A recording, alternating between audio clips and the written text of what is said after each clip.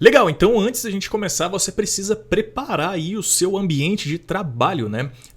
Possivelmente, se você já desenvolve, se você já trabalhou com algum tipo de programação front-end antes, você já tem aí a sua IDE, né? O seu software que você utiliza para escrever código, né?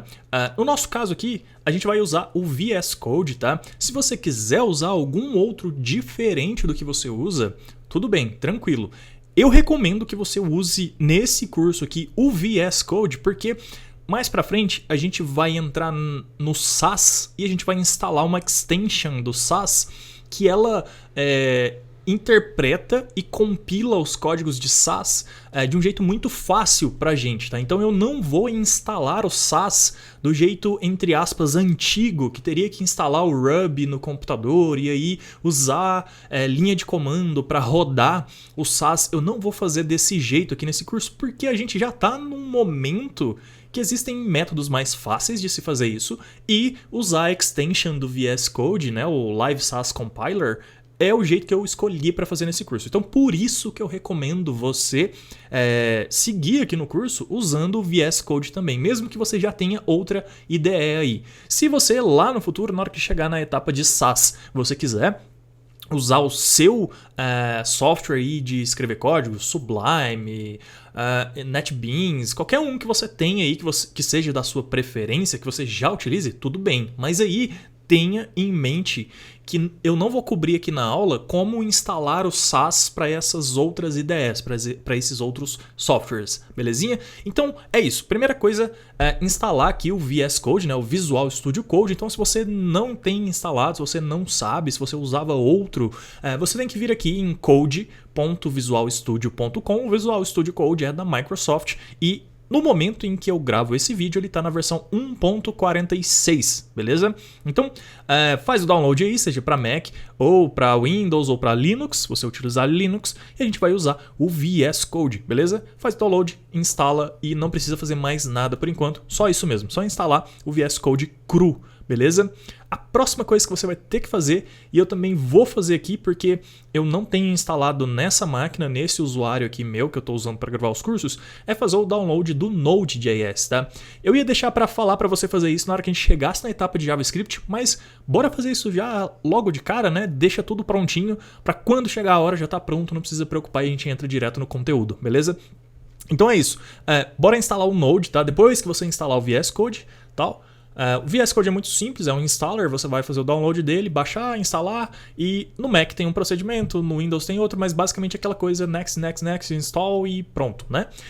E no Node.js é o seguinte, tem como instalar via linha de comando e a gente não vai entrar muito em linha de comando agora nesse início, porque tem alunos que nunca tiveram contato com isso, tem alunos que já tiveram contato com linha de comando e eu tô pegando como se fosse uma coisa bem basal aqui, embora seja um curso de front-end avançado, eu tô pegando mais leve agora no começo, depois a gente vai complicando. Então, pra gente fazer de um jeito mais simples, instalar o Node de um jeito mais simples, eu vou fazer isso aqui, ó. Eu vou clicar aqui no botão de download, repare que eu tô clicando aqui no download para Mac, tá? Que é o computador que eu estou usando. No seu aí, se você estiver usando o Windows e não tiver escrito Windows aqui, procura aí a versão para Windows, vai aqui em Downloads e tal, e aí você baixa a versão. E eu vou usar essa aqui, ó, a LTS, tá?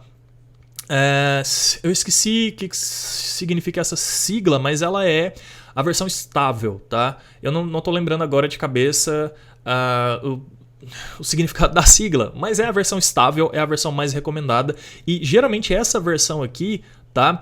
Ela possivelmente vai ter algumas coisas que podem acontecer alguns problemas, tá? Que geralmente tem funcionalidades mais recentes que foram sim testadas, mas às vezes no computador de uma pessoa ou de outra vai dar incompatibilidade. Então essa aqui é a estável, beleza? Então baixa essa aqui, 12.18.1, tranquilo. Se quando você estiver assistindo esse vídeo tiver uma versão diferente, não importa, desde que seja estável, beleza? Baixa a estável. E aí quando você baixar, basicamente é clicar, no meu caso aqui é Mac, no Windows aí vai ter o seu procedimento aí de instalar, mas basicamente é continuar, tal. Tem uma coisa importante que é o seguinte, se você estiver utilizando o Windows, clica aí com o botão direito e instala como administrador, tá? para que esse software aqui ele tenha acesso e permissões de edição de arquivos no seu computador, que ele vai ter que mudar algumas coisas no seu computador e tal, ele vai ter que ter permissão para isso, tá? Então você tem que instalar isso como um administrador ou de maneira global, digamos assim, beleza? E aqui no Mac, se não me engano, ele já faz isso automático, ou talvez eu tenha que marcar isso em algum momento aqui. Então eu vou continuar. Vou concordar, senão eu não uso, né? E aí, ele tá pedindo aqui para instalar e tal. E ele vai instalar, ele tá falando, se eu quiser eu posso mudar a location, né? Eu vou deixar no padrão mesmo e ele vai achar aqui no meu Mac, então, onde que é o padrão. Eu vou instalar. Basicamente é isso, vou digitar a minha senha aqui. Eu acho que eu digitei errado. Sim, digitei errado. Agora sim foi certo. E beleza, vai instalar o Node, eu vou cortar o vídeo aqui e volto quando tiver instalado.